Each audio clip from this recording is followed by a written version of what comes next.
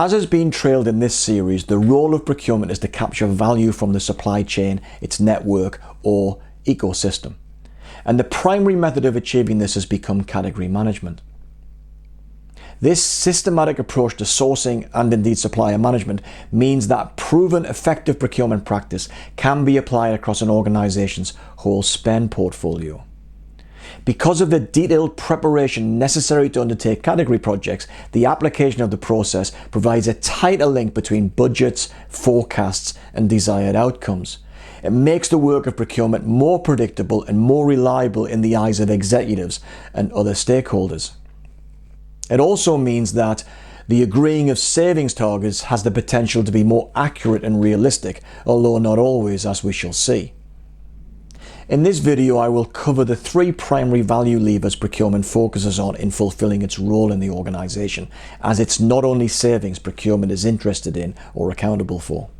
I will then go on to explain why cost savings is procurement's most important metric and probably always will be, and how those savings are measured.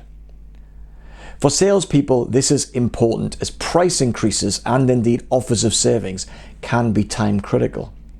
So after thinking about the explanations in this video, sales professionals and viewers can begin to understand when to plan changes in their offers to customers for maximum acceptance and possibly impact. Let us start with looking at the 3 primary value levers procurement is concerned with.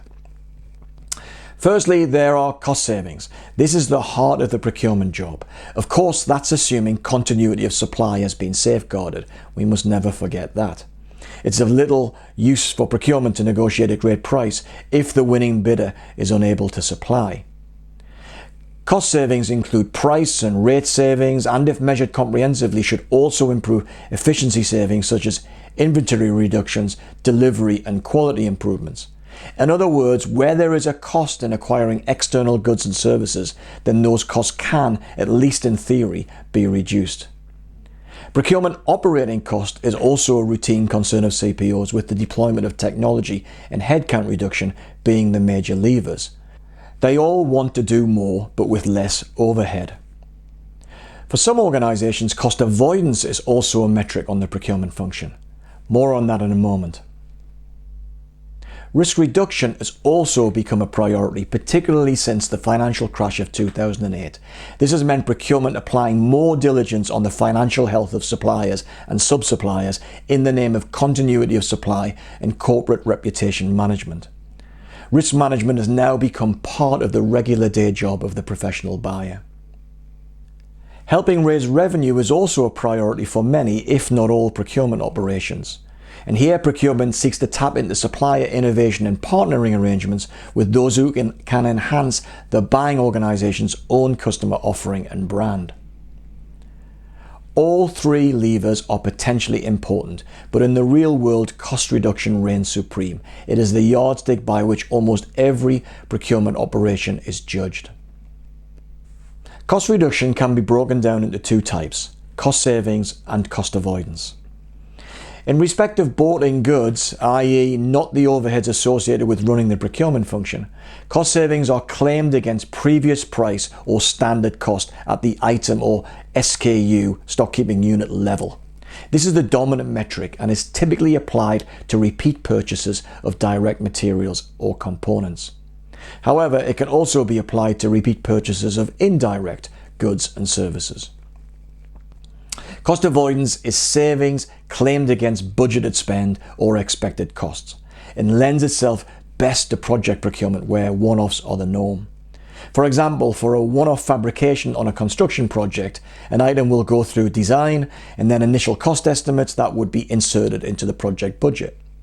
Then later, formal negotiations take place between the construction company's buyer and the supplier or contractor, and a final price is agreed. If that final price is lower than the budget estimate, then a cost avoidance saving may be claimed. It sounds good, but not so much, because cost avoidance is frequently the cause of internal disputes, mainly because it can be relatively easy to game the metric by soliciting inflated initial bids only to negotiate them down later. It's a perennial problem for procurement and its relationships with internal stakeholders. Project managers very often start their budgeting by taking a cost from a previous project, and that is close enough to what they now need. When initial cost estimates now come in from suppliers and are invariably higher, then it's not hard to imagine the frustration of the project manager and the suspicion that procurement is not quite chasing the best price just yet, that it is saving its best efforts for later and then claiming a saving. Chief financial officers also don't like the metric very much, but such savings can be the outcome of legitimate procurement effort, despite the shady examples I've just been describing. Let's look at cost savings in more detail. Most, but not all companies' financial year runs from January to December. Procurement is expected to deliver savings in line with the budget agreed with the CFO.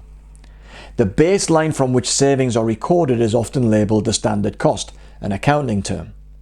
On the 31st of December, the last unit price in the IT system is frozen. This is the standard cost. All deliveries of the item in the following fiscal year is measured against this standard. For example, pick a product. It could be a mobile phone, a component for a motor car, a piece of IT equipment, whatever. If the unit price for that item is currently 100 and remains so until the end of the financial year, the standard cost for the item for the following year will be 100. If a saving is negotiated and the unit price reduces to 90, then a favourable variance of 10 is generated.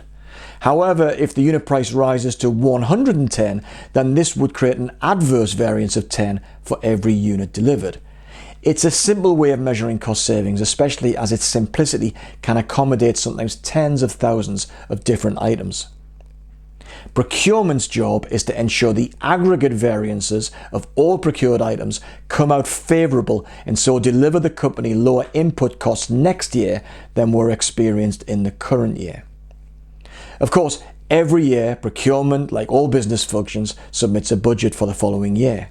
This is normally carried out and then refined in the period between July and October.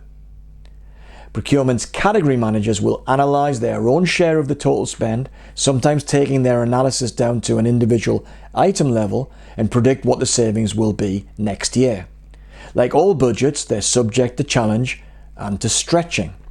It can be a stressful period for everyone, and most breathe a sigh of relief when it's over, unless of course the stretch target is unreasonable or excessive, which is the usual CPO complaint. All of this can have a significant impact on supplier sales reps, particularly in terms of when savings are offered or price increases requested. Mistiming a price change submission can elicit a response from the category manager that can be anywhere on the spectrum from being mildly grateful to being enraged. For instance, submitting, as in this scenario, a price increase after the budget has been signed off will not go down well with the category manager, whose resistance to your request will be determined. On the other hand, suggesting prices may rise at some point in the future, but during the period before the budget has been created, has the chance of the category manager putting a financial provision in the budget which, if the adjusted budget is signed off, has the potential of making negotiations somewhat easier. Not guaranteed, but maybe so. The worst time to submit a price increase request is after procurement's budget has been signed off and after the standard cost has been set. Remember the 31st of December. The adverse effect of the increase would impact the whole financial year. Sellers can expect a hostile negotiating response from the buyer if this is the supplier's timing. If we now consider the less likely scenario where the supplier offers a saving to the customer, the rules on timing are a little different. Savings communicated before the budget has been finalised can, if scheduled for implementation sometime after the following January, can be baked into that budget. Although it is highly likely that the category manager will still request reductions to be applied immediately, back around the June period. After all, it is the category manager's job to do so. Savings offered after the budget but before the year end will potentially encourage the category manager to seek to delay implementation so that the lower price doesn't become the standard for the new year.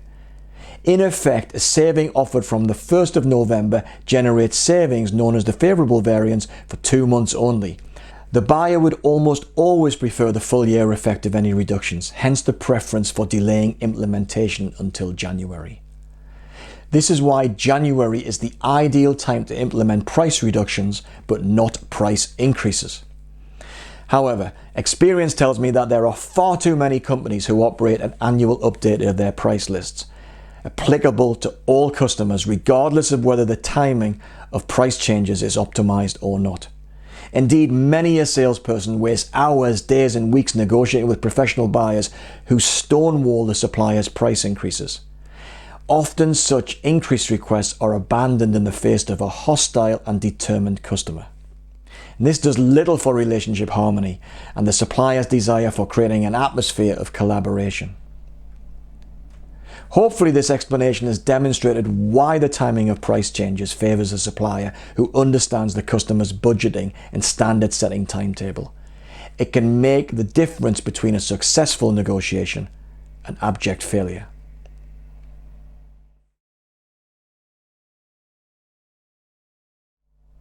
The key learning points from this video are: firstly, procurement understands value and total cost of ownership very well.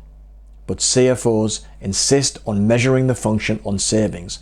It's uncomfortable for procurement and it makes selling value very challenging for the supplier. Submitting price increase requests or indeed savings can be time critical.